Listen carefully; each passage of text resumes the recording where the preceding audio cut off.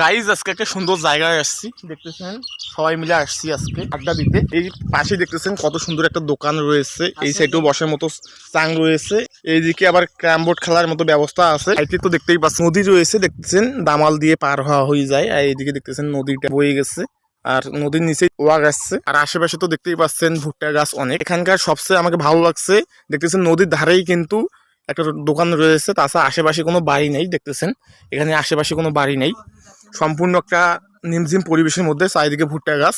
আর এইখানে একটা ভালো খেলার ব্যবস্থাও রয়েছে, ক্যারাম খেলা। আমরা এখানে আড্ডা দিতে আজকে আসলাম, এই যে দেখতেছেন বড় ভাই ব্রাদার ছোট ভাই ব্রাদার সবাই আড্ডা দিতে আসলাম।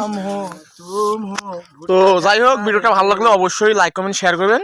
আর আমি প্রতিদিন এখন ভিডিও আপলোড করি। যাই হোক, এখান থেকে আমি ভিডিওটা